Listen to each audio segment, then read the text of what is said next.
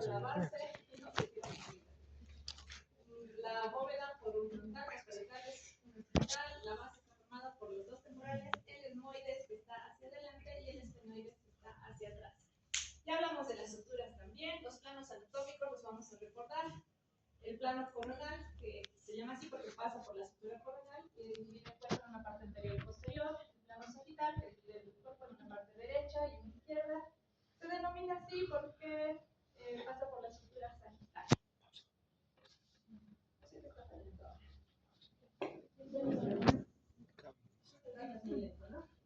Y el plano axial, que es el término, bueno, le decimos horizontal, pero es el término que tenemos que utilizar nosotros, es axial, que realiza cortes transversales del cuerpo. Las técnicas de examen para valorar el cráneo son las siguientes: la radiografía simple de cráneo, la tomografía, la resonancia, la angiografía, ecografía y medicina nuclear. ¿Cuál es el estudio, cuál es el estándar para ver el cerebro? Tomografía. Resonancia magnética. Eso es lo mejor. La resonancia magnética es lo mejor. Así que ya lo vamos a ir viendo. Radiografía del cráneo. Entonces, la utilidad de la radiografía es que nos permite ver estructuras óseas. Es para eso. No van a poder ver cerebro, no van a poder ver órbitas, no van a poder ver nada, solamente estructuras óseas. Lamentablemente, prácticamente ya está en desuso en la medicina moderna. Sin embargo, nosotros vamos a utilizar este método cuando estemos en provincia, principalmente. En provincia no tienen tomografía, no tienen resonancia, así que van a tener que utilizar lo que tengan a la mano, y es la radiografía. En la mayoría de las provincias hay este equipo. ¿En qué casos se está indicado? Reducidas las indicaciones. Primero, último recurso en trauma. No, cuando se golpee, se te quede el paciente, no vamos a pedirle primero una radiografía, estamos perdiendo el tiempo. Último, en caso de que no tengamos tomografía, bueno, ahí sí lo podemos solicitar.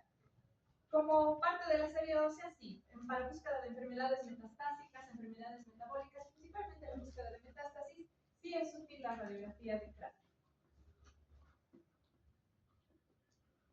¿Qué se puede esperar, no? Bien. Como evaluación inicial de lesiones palpables, saber si hay un tumor en cuero cabelludo, se quiere saber si está afectando el hueso o no, ahí sí puede ser de utilidad la radiografía. Descartar presencia de cuerpos extraños metálicos en pacientes que requieren una resonancia magnética. Sí, es útil. Bueno, la tomografía. Dijimos que este es un buen método, no el mejor, pero es un muy bueno. Es el más común, porque se cuenta con tomografía en casi todos los centros. La ventaja es que proporciona imágenes del cerebro, del encéfalo, en los diferentes planos que ya revisamos, y es una herramienta vital para la evaluación completa del paciente.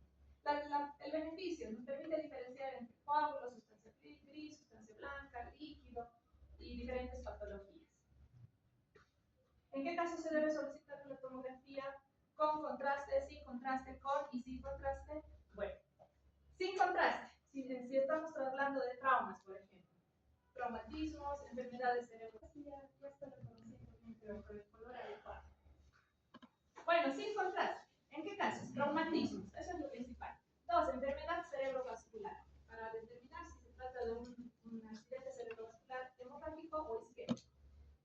Con contraste, si sospechamos de tumores y procesos inflamatorios. Bueno, con y sin contraste, nuevamente, procesos inflamatorios, procesos tumorales. La resonancia magnética, lo dijimos, es el cuerpo estándar. Tiene mayor sensibilidad para diferenciar entre tejidos normales y anormales, ese es su mayor beneficio. Es un método ideal para valorar cefaleas, esclerosis, epilepsias, accidentes cerebrovasculares, bueno, muchas, la mayoría de las patologías. Es un estudio complejo, no invasivo, y la ventaja es que no utiliza radiación ionizante, así que podemos utilizarlo en niños, en mujeres embarazadas, en las que se prefiere evitar estudios radiológicos. La ecografía es otro método transfontanelar. Este método es el primer método para estudiar la neuroanatomía en un bebé, a nivel para buscar patología neonatal. La ventaja: tiene bajo costo, está disponible, se puede realizar una y otra vez. Y bueno, gracias a esta ecografía podemos seleccionar a los pacientes que requieran una resonancia o una tomografía. Las indicaciones ahí están, muchas. La principal, la detección de hemorragias. En pacientes prematuros, bebés prematuros, sirve para detectar las hemorragias. También se puede realizar el ecografía Doppler transcraneal, esto en adultos, principalmente para la evaluación del flujo sanguíneo, También para la enfermedad cerebrovascular es de gran ayuda. La ventaja es que se puede realizar en la cama de un paciente internado, también es de bajo costo y se lo puede realizar en múltiples oportunidades. Bueno, ya vamos a hablar primero de la radiografía, que si bien ya nos hemos hecho, tenemos que saber reconocer las proyecciones, ver en qué casos podemos solicitar los signos en las principales patologías o en las patologías más comunes. 4 proyecciones de cráneo, que aún se utilizan, como les digo, no todas, y en provincia tal vez, sobre todo estas dos.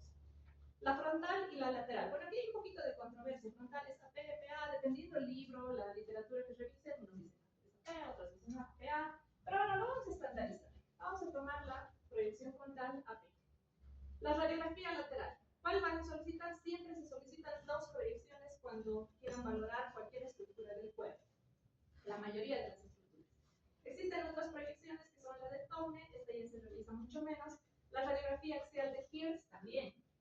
Prácticamente ya casi nadie solicita, pero si se encontraran en provincia y no tienen otro método, bueno, son de utilidad para detectar algunas patologías. Semiología radiológica. ¿Qué tenemos que valorar cuando vemos una radiografía? De afuera hacia adentro la recomendación. Vamos a empezar con tejidos blandos. Luego tenemos que ver la forma, tamaño, relación cráneo-cara. Ya vimos todo eso, ahora sí entramos al hueso. Lo primero que vamos a ver en el hueso es la densidad ósea, la mineralización. Luego revisamos la alineación de las suturas, podemos valorar tablas interna, externa, buscamos calcificaciones, revisamos toda la arquitectura ósea que podamos reconocer. Silla turca en la proyección lateral es de utilidad. Las huellas digitiformes, bueno, todo eso vamos a ver. Proyección lateral. ¿Cómo vamos a presentar esta radiografía? Para presentar estudios radiológicos tienen que hablar del estudio, la proyección y el segmento que estamos valorando. Entonces, ¿qué es esto? Esta es una radiografía lateral del cráneo. ¿Cómo tenemos que ubicar la imagen? Fácil, no hay dónde perderse. Siempre va a haber una guía que nos pone el técnico, ya sea algo como esto o la misma identificación del paciente. La guía siempre va a estar en el lado derecho de la imagen. Y ahora recordemos eso. En imágenes, la parte derecha es esta. Y bueno, aquí estamos en una lateral, no hay eso, ¿no? Ve, aquí es anterior, posterior.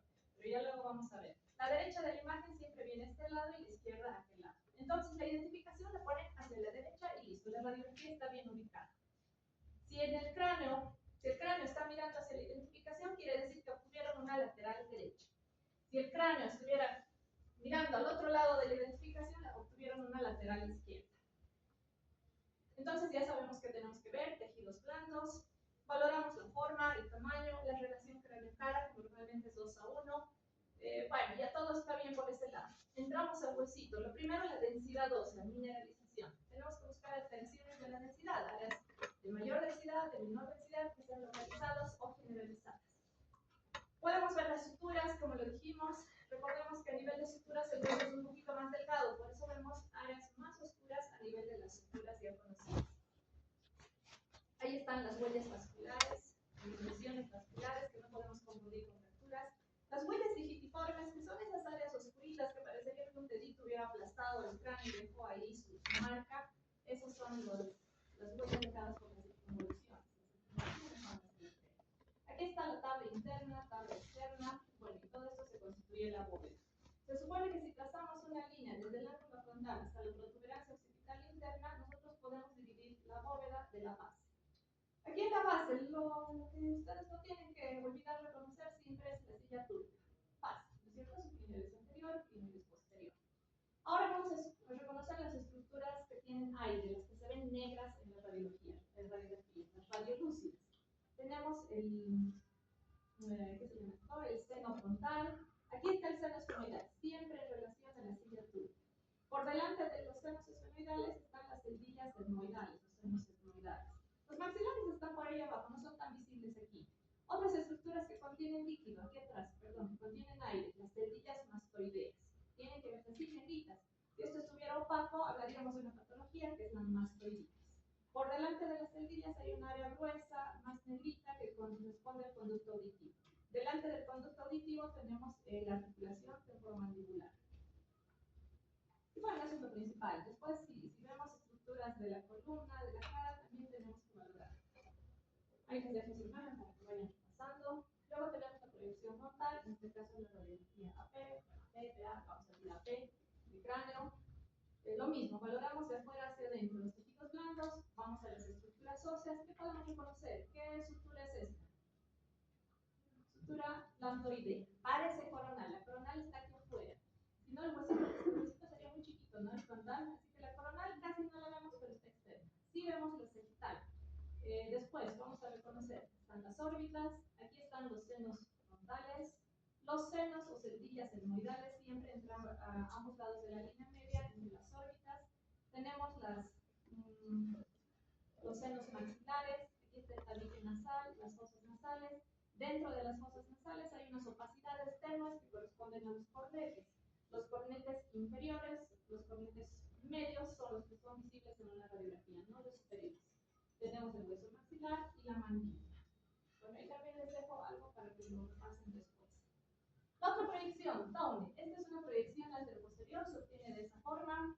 El rayo, la característica es que se angula el rayo. Hay un rayo que tiene que angularse en sentido caudal, unos 30 grados aproximadamente.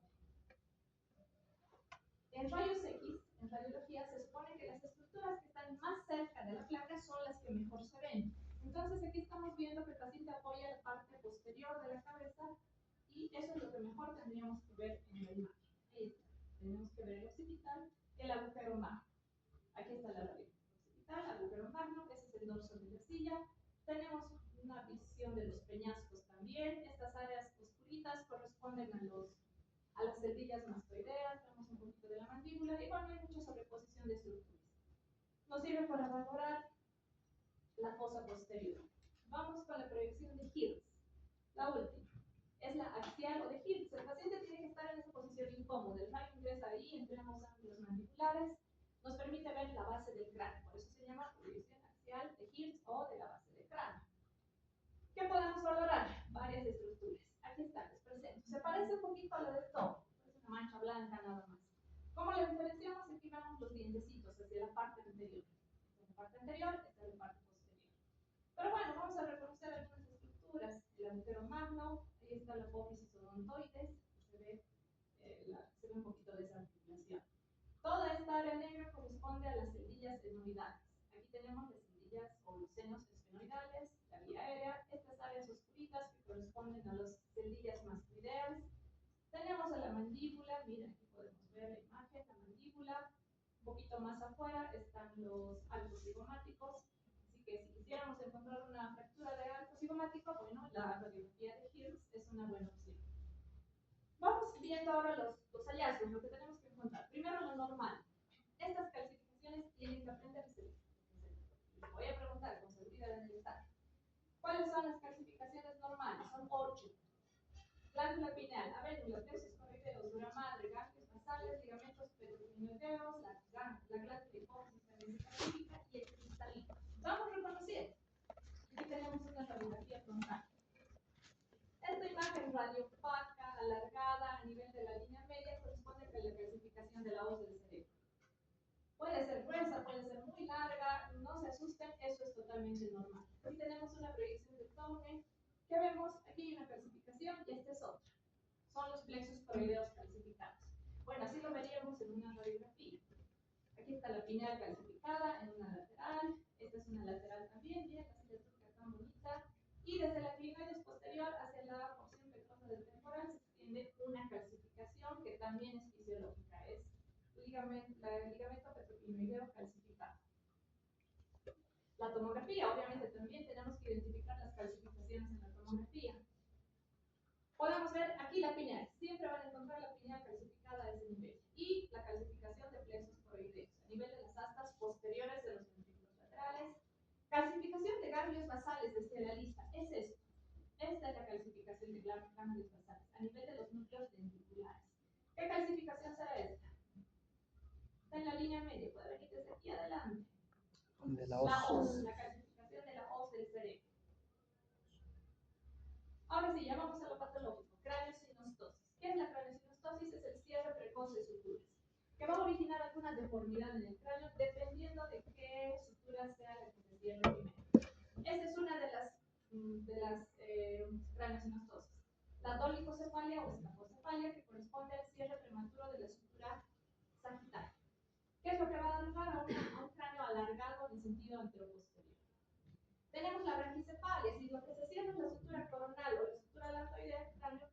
lo ancho.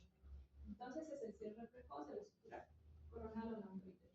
Plagiocefalia, si el cierre de las suturas es unilateral, puede ser de un lado la coronal, de un lado la lambdoidea, nos va a dar una deformidad de este tipo.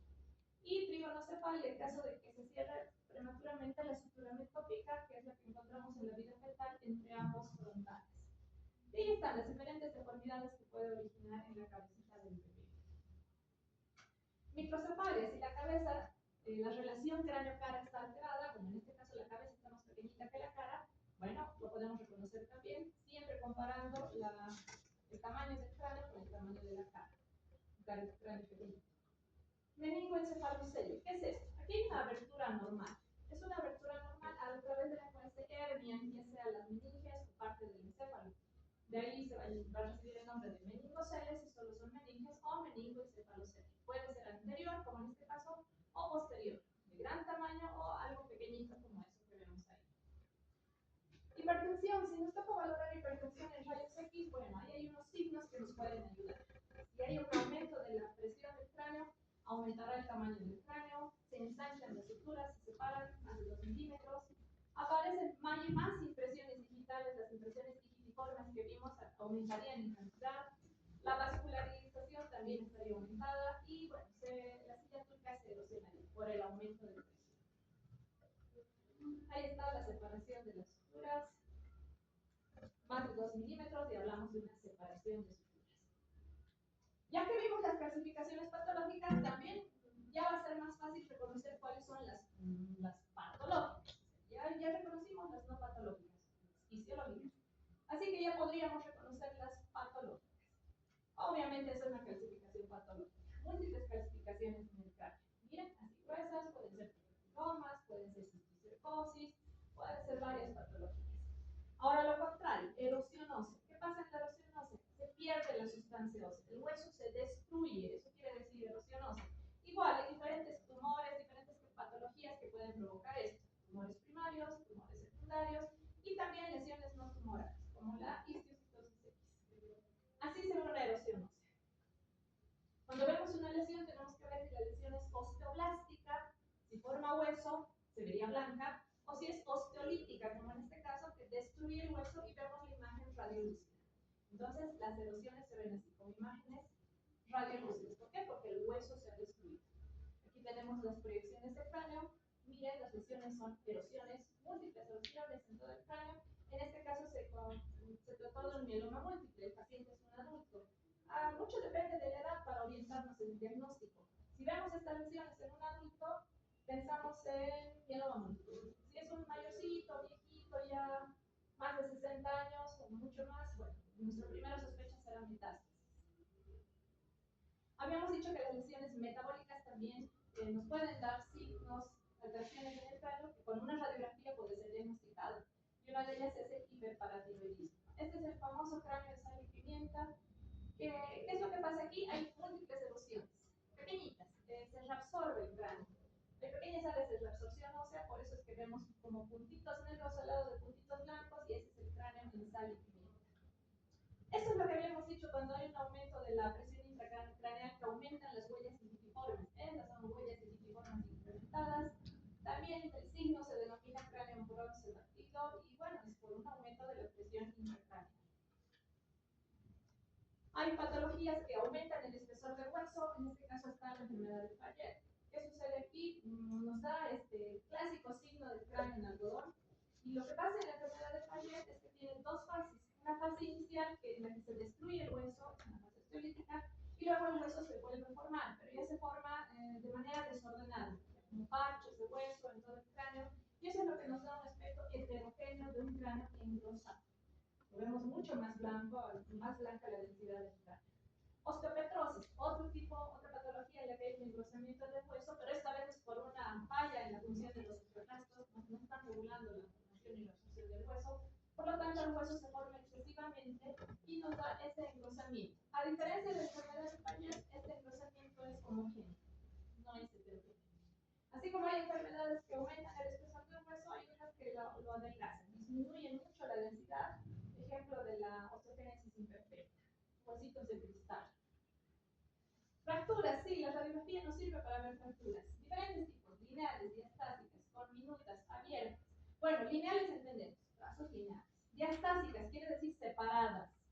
Con minutas, más de 2 fragmentos. Son esas fracturas en las que hay muchos pedacitos de hueso. Y las abiertas, bueno, cuando existe comunicación con el exterior, ¿no? Aquí tenemos un ejemplo de fracturas lineales. No lo podemos confundir con una huella vascular, por ejemplo, por la localización y por el trazo que es totalmente diferente. Aquí tenemos una diastásica, aquí hay diastásicas, ¿no? Una diastásica, está separada la fractura. Con minuta, bueno, ahí está el cráneo abierta, ¿ves? No solo con minuta, es abierta, también está expuesto todo hacia el exterior. Y aquí tenemos la colminuta, con más de 2 trazos fracturados. También hay fracturas con hundimiento. Si le golpean a alguien con un martillo, bueno, probablemente nos van a dar esa imagen en la radiografía. La radiografía cuesta un poquito entender, pero la tomografía, la resonancia ya nos dan reconstrucciones, imágenes mucho más comprensibles. Y el leptomeningio, para que sepan, tal vez no lo van a ver con mucha frecuencia, pero hay que conocer. Esta es una fractura en los niños. Es una complicación de una fractura en realidad.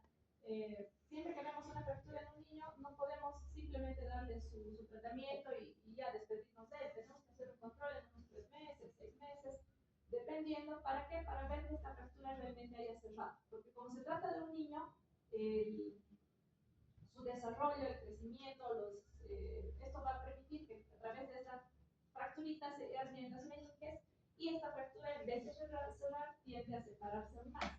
Eso se llama quiste leptomeningio. En relación a senos paranasales, las proyecciones que nosotros utilizamos son, o que nos van a enviar, son la proyección de Bartels y la proyección de Kahn. Si alguien quisiera valorar por la lateral, puede hacerlo, pero tiene que solicitarlo de forma separada. ¿Cómo solicitamos esta radiografía a nuestros pacientes? Por favor, realizar radiografía de senos paranasales. No tienen que especificar qué proyección quieren.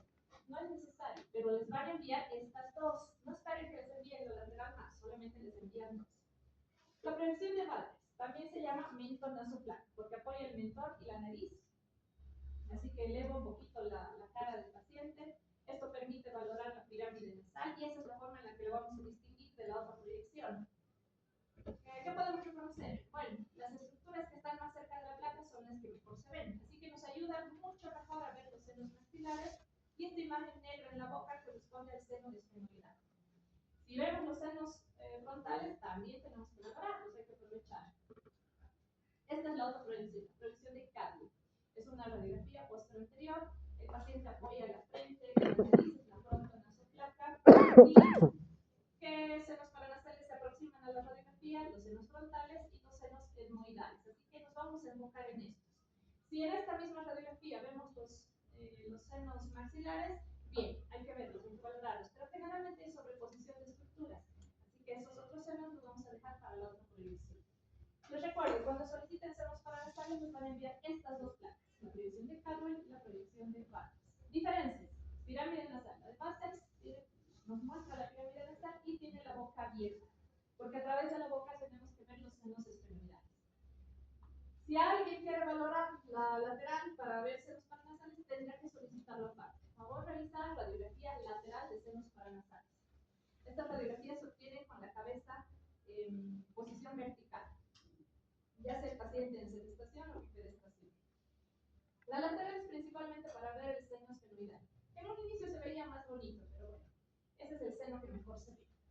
La patología, sinusitis crónica, esta es la más frecuente. ¿Qué caracteriza la sinusitis crónica? Engrosamiento de la mucosa que reviste los senos paranasales. Ahí está un ejemplo. Esos son los senos paranasales y miren, totalmente gruesa la pared, no se ve normalmente así.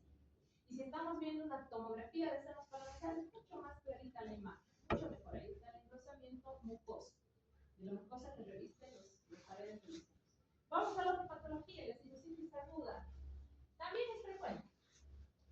¿Qué dice? A ver, el hallazgo radiológico más frecuente es el engrosamiento mucoso. También puede haber engrosamiento mucoso aquí. Y la demostración del nivel hidroaéreo es importante. De hecho, nosotros vemos un nivel hidroaéreo y no tenemos que buscar más. Ya podemos decir que se trata de una sinusitis aguda. ¿Y qué es un nivel hidroaéreo? Este es mejor. Aquí estamos, excelente, 2 niveles hidroaéreos. Nivel hidroaéreo quiere decir que dentro de la estructura hay agua y hay aire. ¿Cómo se lo ve?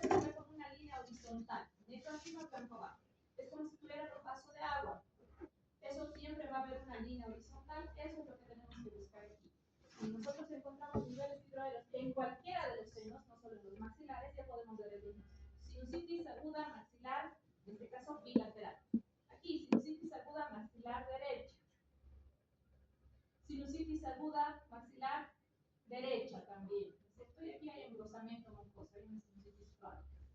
Bueno, en algún momento van a haber una opacidad total del seno. Eso sí puede ser sinusitis aguda, puede ser sinusitis crónica, puede ser poliposis, puede ser tumores en el seno, bueno, muchas opciones. Por la frecuencia podemos pensar que más se trata de una sinusitis crónica, pero les digo, puede ser aguda también, puede ser pólisis, puede ser otras cosas. Aquí comparamos seno frontal derecho e izquierdo. Este está más opaco. Senos etmoidales, derecho, relación izquierda, está opaco. Maxilar también. Entonces, esta es una sinusitis frontal, etmoidal y maxilar derecha.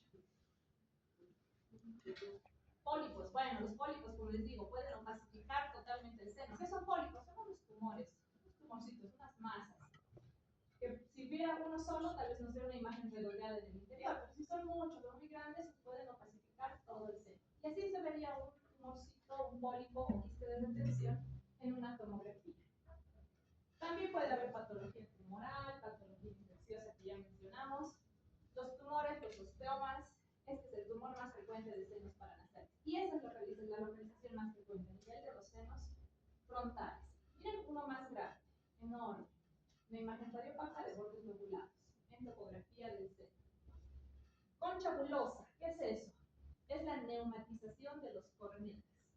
Estas son cortes coronales de una tomografía o de tomografías de senos paranasales. Y estas imágenes negras que vemos en el interior de los coronetes corresponden a aire. Esa es la neumatización de los coronetes. Concha bulosa. Bueno, y si queremos valorar la nariz de nuestro paciente, solicitamos, favor, realizar radiografía de huesos propios de la nariz. Nos van a enviar dos proyecciones. La proyección de Bates, que es la mentonasoplaca. Aquí lo que nos vamos a enfocar un poquito más es en la pirámide nasal, el tabique, obviamente. Pero si se ven los senos y todas las estructuras que sean visibles, también tenemos que describirlas. Y la otra proyección que nos envían es el perfilograma, que son radiografías laterales del perfil de los huesos propios de la nariz. Por eso se llama perfilograma, porque se obtienen perfiles, pero no les van a enviar toda la cara, les van a enviar estos huesitos nada más, focalizada la imagen. Y estas radiografías nos permiten buscar fracturas, así como esa, fracturas. Bueno, la última parte, no vamos a demorar tanto en esto. Tomografía y resonancia magnética, los mejores métodos para ver cráneo, para ver cerebro. Lo mejor ya sabemos, la resonancia magnética. Pero ¿cómo diferenciamos la tomografía de la resonancia magnética? Bueno, los huesitos. Ustedes váyanse a los huesos. Eso es lo más grueso que podemos conocer. Los huesos en una tomografía se ven blancos, o sea, se ven hiperdensos. En cambio, en la resonancia magnética los huesos se ven oscuros. Esta cosa blanca no es hueso, esto es la grasa subcutánea. Este es el hueso, que está cerca del cerebro, más pegadito al cerebro. Entonces, en la resonancia magnética los huesos se ven oscuros, hipointensos. Recordamos, ¿no ven la nomenclatura? Ahí está, para que lo estudien. Ah, y otra cosa importante, la mayor calidad de imagen en una resonancia magnética. Eso es evidente. Aquí la imagen es como granular. Aquí no, es bien definida, bonita la imagen. En relación a la tomografía, la ventana es que nos ofrece diferentes ventanas para valorar cada estructura. Estas son las ventanas del cerebro. En pulmones hay otras ventanas, en abdomen hay otras ventanas. En cerebro, entonces, tenemos la ventana de parénquima cerebral o el cerebro. Solamente van a valorar cerebro. Tenemos la ventana ósea para ver solo huesos. Ventana de tejidos blandos. Aquí sí podemos ver el cuero cabelludo, ¿no? Los tejidos blandos. Tenemos las ventanas para infartos, tenemos ventanas para hemorragias, tenemos varias ventanas. Generalmente cuando soliciten una tomografía les van a enviar estas dos, principalmente si se trata de traumatismo craneoencefálico y de lesiones tumorales. Cada ventana la ventana del cerebro, por ejemplo, nos indica que tenemos que valorar solamente cerebro. El paciente te queda, aquí tiene su hematoma subcaleal y tenemos su hematoma subaracnoideo. Queremos saber si hay fractura, bueno, no vamos a buscar ahí, nos vamos a ir a la ventana ósea. La ventana de hueso, bueno, esta sí nos permite. Es el mismo paciente, no es la misma lesión, solamente que la ventana varía. La ventana es la que nos permite valorar la patología de este cráneo. Resonancia magnética. Hay muchas secuencias en las que se pueden ponderar las imágenes de resonancia magnética. Pero bueno, en cráneo estas son unas de las más importantes. Tenemos la imagen ponderada en T1, T2 y T3. T1, la utilidad anatomía. Nos permite valorar la anatomía. Es anatomía pura. Aquí la sustancia gris es gris, la sustancia blanca es blanca. Así que nos da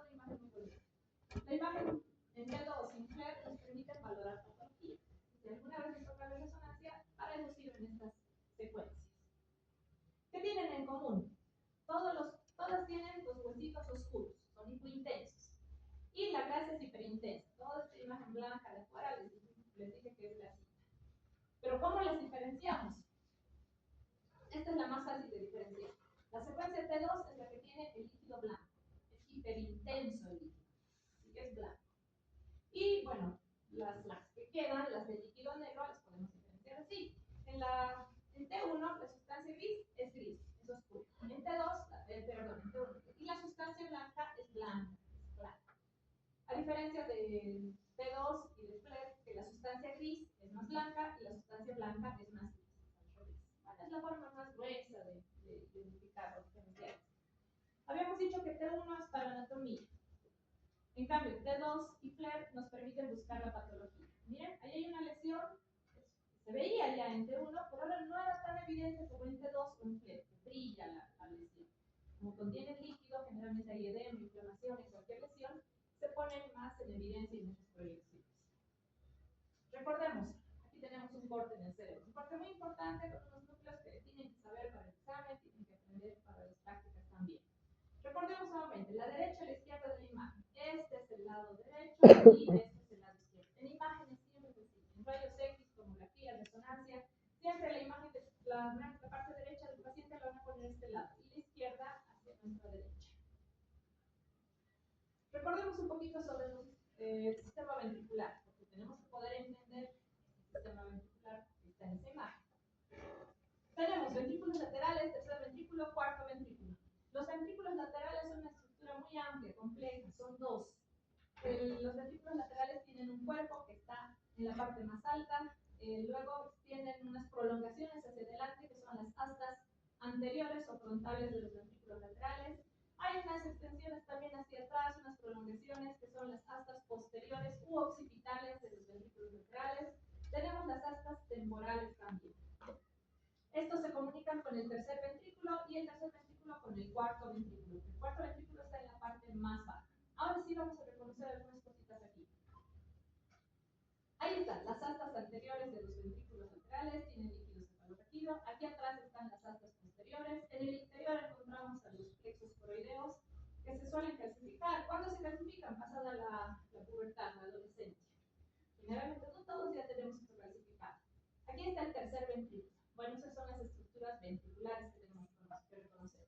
Luego los núcleos grises, tálamos, están en relación al tercer ventrículo. Tálamo derecho, tálamo izquierdo. Estos que están muy cerquita de las astas anteriores de los ventrículos laterales es la cabeza del núcleo caudado. Está la cabeza del núcleo caudado, hay un cuerpo del núcleo caudado y la cola del núcleo caudado que está aquí, que son esos puntitos. Tenemos unos núcleos que tienen forma de triángulo, dice que tienen forma de lente, de ahí su nombre, son los núcleos ventriculares o lentiformes. Estos a su vez se conforman por un globo pálido y el cutáneo. Y un núcleo que está un poquito más afuera del núcleo lenticular es el claustro o antemur. Estos núcleos grises están separados por sustancia blanca que también tiene nombre. Aquí está la cápsula interna. Por fuera del núcleo lenticular está la cápsula externa y por fuera del claustro está la cápsula externa. Esta es la cisura de Silvio. Bueno, eso es lo principal que ustedes tienen que poder reconocer y eso también para que luego lo estudien. Entonces, nuevamente, y todo lo que hemos visto está aquí, o sea, casi está aquí. Solamente que en la resonancia, obviamente, lo podemos diferenciar con mucho mejor detalle que en una tomografía. Pero miren, el núcleo lenticular, están los tálamos, los núcleos caudados, la cápsula interna, la externa. Aquí se ve mejor la externa. Esta es la pineal calcificada, habemos las calcificadas ahí adelante, tenemos los plexos coroideos calcificados. La tomografía y la resonancia magnética nos permite observar la anatomía en diferentes cortes. Bueno, también esto lo van a ir estudiando. Ahí están las diferentes estructuras que ustedes pueden encontrar en todos los cortes. Esto quería mostrarles. Aquí está el cerebelo a nivel de fosa posterior y si quieren ver al cuarto ventrículo está aquí, abajo. Ahí vamos subiendo. Esta ya es la imagen que ya conocemos, la que vimos. ¿No? Parece una chinita sonriendo. Ahí está. Esta es la imagen que ya conocemos todos. Pero tienen que estudiar para saber. Si seguimos subiendo, vamos a ver que ya nos acercamos al cuerpo de los ventrículos laterales y ahí está. En los cortes más altos está el cuerpo de los ventrículos laterales, que se ve así. Bueno, la sustancia gris y la sustancia blanca rodeando. Y ahí tenemos. Patología. Edema cerebral. edema cerebral es el aumento del contenido de agua en el cerebro. ¿Qué es lo que va a originar? La expansión del volumen cerebral. Y esto es peligroso porque aumenta la presión intracraneal. Tiene que ser tratado oportunamente, detectado y tratado oportunamente. Dos tipos de edemas que tenemos que conocer. El edema extracelular y uno intracelular. Y hay uno mixto más, pero bueno, estos son los más importantes. El extracelular, que es el edema vasogénico, que tiene la forma de dedos de guante, se presenta en que en caso de tumores, neoplasias e inflamaciones, como los abscesos y encefalitis. El edema citotóxico, que es el intracelular, este se caracteriza por qué? Es geográfico, dice, ¿no? Se tiene unos bordes más rectos. ¿Y en qué casos lo vamos a observar? Casos de isquemia cerebral, infartos, ¿no es cierto? Y bueno, también en una insuficiencia hepática fulminante puede ocasionar esto. Ahí está el ejemplo del edema vasogénico. Por eso le dicen que tiene forma de dedos de guante, porque va a afectar a la sustancia blanca. Miren, afecta solo a la sustancia blanca, por eso es que lo vemos así, es esta área más oscurita. Parece tener unos deditos que se van acercando hacia la sustancia gris. Entonces ya sabemos, en casos de tumores, infecciones o inflamaciones. Y este es el otro edema, el citotóxico, el que se presenta en casos de isquemia, necrosis, y está más geográfico, ¿no? No tiene forma en dedos de guante. Este ya tiene unos bordes más rectos. ¿Cuál es la característica? Afecta a la sustancia gris y a la sustancia blanca, por eso todo se ve negro hacia afuera. ¿Qué característica tiene la sangre en una tomografía? Primero, la sangre siempre es blanca, es hiperdensa. No siempre, mejor dicho. En la mayoría de los casos es hiperdensa. Por la degradación de la hemoglobina, la sangre cambia de aspecto de acuerdo al tiempo de evolución. Por ejemplo, si la hemorragia es aguda, aquí ves, esta es la sangre, tal vez no lo están identificando mucho. Si la hemorragia es aguda, la sangre va a ser blanca. Mientras más aguda es más blanca. Y mientras más tiempo pasa, vamos a ver una sangre más oscura. Entonces, en una hemorragia subaguda, la sangre es isodensa. ¿Isodensa qué quiere decir? De la misma densidad. ¿De qué? Del parénquima cerebral. Entonces, aquí hay un hematoma que apenas se puede diferenciar del parénquima cerebral porque son casi del mismo color. Un hematoma sutural. Este también es sutural. Y en este caso que vemos, este hematoma es oscuro. Casi el color se parece al líquido cefalorraquídeo. Bastante similar. Eso ya nos indica que el sangrado ya tiene mucho tiempo. Entramos al traumatismo craneoencefálico. Existe una clasificación del traumatismo de acuerdo al estado neurológico según la puntuación coma de Glasgow. El TEC leve, 13 a 15 puntos en la escala de Glasgow. El TEC moderado, 9 a 12 y el TEC grave, 8 a menos, ¿no? 8 a menos. ¿En qué casos van a solicitar una tomografía? Sí o sí cuando se trata de un traumatismo moderado o grave. ¿Ya? Sí o sí. Los traumatismos leves no necesitarían tomografía, a excepción de que se trata de adultos mayores. Los adultos mayores sí es necesario pedir tomografía. Si existen datos de incremento de la presión, como cuáles, el paciente está vomitando, tiene sus vómitos explosivos, ¿no? Dolor de cabeza, déficit neurológico, bueno, ahí habrá que solicitar también la tomografía. O si se trató de un mecanismo peligroso. Cuando hablamos de traumatismo, ya lo dijimos al inicio, tenemos que solicitar una radiografía simple, quiere decir sin contraste. ¿Por qué? Porque al administrar el medio de contraste se realzan estructuras vasculares, estructuras muy vascularizadas y aparecen estas imágenes blanquitas en la imagen de tomografía. Y si nosotros tenemos un traumatismo, miren, así se ven los traumatismos. Esos son hematomas, los hematomas estructurales, hematomas intraparenquimatosos, también se ven como manchitas blancas pequeñas. Entonces, si nosotros administramos contrastes, no vamos a saber si se trata del contraste o de un hematoma subaracnoideo, por ejemplo, o hematomas intraparenquimatosos. Por eso es que no tenemos que administrar el contraste, nos perjudica, nos puede confundir. Hablemos de algunos tipos de hematomas. El hematoma subgaleal. Este es un hematoma externo, se lo puede palpar, lo tocamos una masa fluctuante, ¿no? Es la colección de sangre entre la aponeurosis epicraneal, o sea, la galea, y el periósteo. Aquí tenemos la aponeurosis epicraneal, lo que llamamos la galea, y el periósteo difuso. Ahí se localiza este hematoma subgaleal. En los bebitos, bueno, se llama cefalohematoma, o que también se localiza a ese nivel. Y esto es lo que veríamos en la tomografía. Hematoma epidural. Estas ya son lesiones internas, son extraxiales. Está localizada entre el periósteo y la dura madre, por eso es epidural, por encima de la dura madre. Características, no pulso fracturas, no cruza el ojo del cerebro, ni la tiende del cerebelo. En el 90% de los casos son arteriales, un 10% venosos. Y frecuentemente se asocian a fracturas, porque este paciente necesita haber tenido un golpe para que el hueso se fracture y este hueso lesione un vaso arterial. Entonces la forma es esta, es una forma de lente biconvexo, y si lo comparamos con una frutita parece un limón.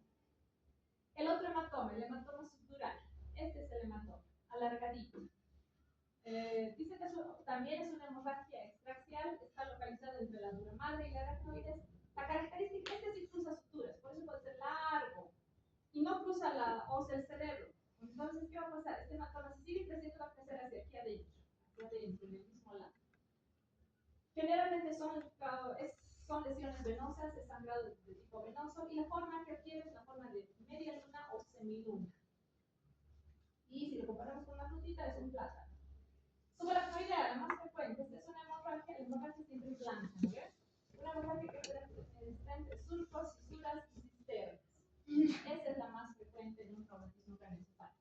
También podemos encontrar hematomas intraparenquimatosos, hematomas intraventriculares. Aquí hay más subaracnoidea, ¿no? Entre surcos y fisuras. Ese es un hematoma subaracnoideo frecuente. Ahí está el ojo técnico para que no lo olviden. El hematoma epidural tiene forma de un limoncito, el subdural tiene forma de un plátano. Accidente cerebrovascular, la última patología, o stroke. Es la pérdida aguda de la función neurológica secundaria que, al compromiso de la irrigación de alguna región del cerebro. Existen dos tipos, el ACV hemorrágico y el isquémico. ¿Cuál es el más frecuente? Isquémico, el isquémico, un 80% de frecuencia. En ambos casos lo que sucede es una interrupción brusca del flujo de sangre al cerebro. En el caso hemorrágico, ¿qué va a pasar? El vaso sanguíneo se rompe y sangra. Por eso encontramos sangre. En cambio, en el otro caso, en el ACV isquémico, va a ser un coágulo el que obstruye el paso de sangre y obviamente eso es lo que produce la isquemia, la muerte del tejido. Ahí está la frecuencia, el 80% el ACV isquémico y el 20% del hemorrágico. La importancia, lo que se debe, la prioridad es restablecer lo antes posible el flujo sanguíneo para poder rescatar esa parte del cerebro que está muriendo. ¿Qué dice? Para lograrlo, las 3 horas siguientes a la aparición de los síntomas son las más importantes. Existe un código, el código Stroke, que es un conjunto de procedimientos que buscan diagnosticar y tratar oportunamente un accidente cerebrovascular, utilizando toda la tecnología que exista al alcance. Recordemos que el tiempo es cerebro. El diagnóstico de un accidente cerebrovascular es clínico. Nos damos cuenta, el paciente está desvariando, de repente, accidente cerebrovascular. Sabemos que el 80% es isquémico, entonces lo ideal sería administrar rápidamente los fibrinolíticos, ¿no es cierto?, para ayudar a disolver esos coágulos y que retornen el flujo sanguíneo. Pero recordemos que hay un 20% que es hemorrágico. ¿Y qué le pasa si le damos fibrinolíticos al hemorrágico? Va a sangrar más, lo vamos a matar al paciente. Entonces, por eso es importante solicitar una tomografía simple de cráneo. ¿Para qué la tomografía? Lo único es para ver si hay sangre o no, si es hemorragia o no. Si hay sangre, bueno, no hay que dar tratamiento, no es otro el tratamiento de este paciente. En cambio, si no vemos sangre, si no hay sangre, no hay hemorragia en el cerebro, podemos administrar el tratamiento y así salvar lo más posible de cerebro que podamos. Entonces, la utilidad de la tomografía en un accidente cerebrovascular es descartar hemorragia. El objetivo, determinar qué pacientes se van a beneficiar de la terapia para restaurar la perfusión física. Dependiendo del área que esté afectada, podemos saber cuál es la arteria que ha sido comprometida. Por ejemplo, la cerebral anterior generalmente va a afectar aquí. Adelante, toda esta parte anterior en una tomografía y aquí está la posterior. La parte anterior y medial. Si se afecta la arteria cerebral media son los laterales, ¿no es cierto? Si se afecta la arteria cerebral posterior, vamos a encontrar la isquemia en regiones posteriores. Y bueno, también se puede afectar el sistema vertebrovascular, ya veríamos afectación en la fosa posterior, cerebelo, tallo, a ese nivel. Hay una clasificación de acuerdo al tiempo. Esto es ya más teórico, esto se les voy a dejar para que lo lean con calma. Dependiendo de las horas de evolución, hay una fase hiperaguda, una fase aguda, una subaguda y una crónica. Cada una tiene sus características. La hiperaguda es hasta las 6 horas. Hay signos precoces de infarto. Pero miren, normal, la tomografía puede ser normal en el 50 a 60% de los casos. un accidente cerebrovascular, isquémico sobre todo. ¿Qué podemos valorar? La hipodensidad. Bueno, son signos. Este es uno de los más bonitos que nos gusta preguntar. Ciclo de la arteria cerebral media hiperdensa. Ahí está la cerebral media hiperdensa. Entonces, si en el paciente que sospechamos un AVC isquémico, vemos una de las arterias, porque aquí está la otra, esta claramente más densa que la otra, ¿qué pensamos? Aquí hay coágulos. Y dentro de poco ya va a aparecer el área de isquemia. Este es un signo inicial. Y bueno, también se altera el color. Miren, el núcleo lenticular de este lado se lo ve bien y aquí no, ahí está oscurito. Ya va avanzando un poquito más. A partir de las 6 horas hasta las 48 horas ya hay daño. Ya encontramos la hipodensidad. Esta área oscura. Ahí va a aparecer después de las 6 horas. Aquí ya nos preocupamos más porque ya hay más daño cerebral. Si avanza aún más el tiempo, después de los 2 días, de las 2 semanas, ya existe riesgo de transformación hemorrágica. O sea, ya vamos a empezar a ver hemorragias dentro del área de isquemia.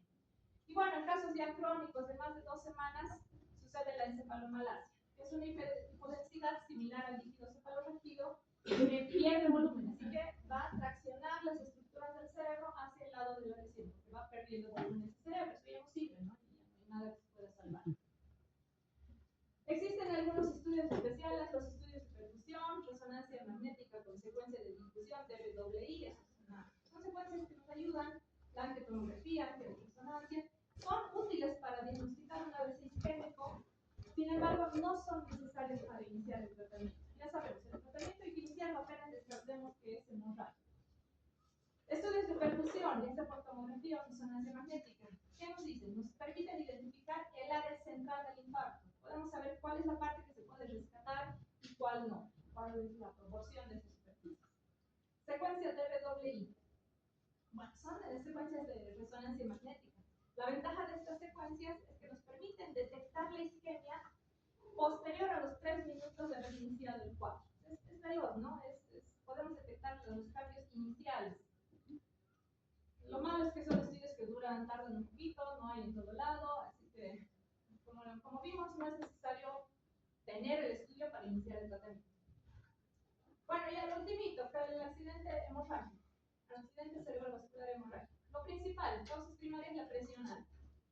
Y tenemos mucho hipertenso que no se controla en nuestro país, un sustito, un enojo y listo, explota la arteria, ¿no ve? Y se llenan de sangre.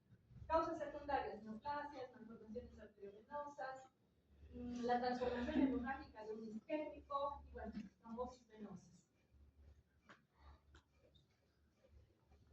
Se identifica un área de hiperdensidad, o sea, un área blanca, que corresponde a la hemorragia. Y se asocia a un aumento de la presión intracraniana, eso es lo que más da. Entonces, ¿hemorrágico o isquémico? Hemorrágico, estamos viendo, siempre vamos a ver las áreas hemorrágicas que se observan como áreas blancas.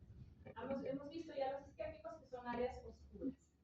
También la hemorragia subaracnoidea se puede presentar en un TEC, en un traumatismo, como también puede presentarse en un accidente cerebrovascular hemorrágico, principalmente cuando se rompen aneurismas. Se rompe un aneurisma en el cerebro y la sangre se disemina por todo lado, así se observa. Y la ultimita, esta es la última diapositiva. La escala de Fisher es la que nos permite valorar la hemorragia subaracnoidea. Nos permite determinar el grado de severidad y riesgo de vasospasmo. Y eso lo van a repasar ustedes. 4 tipos dependiendo del volumen y la extensión de la hemorragia subaracnoidea. ¿Ya? Bueno, muchas gracias.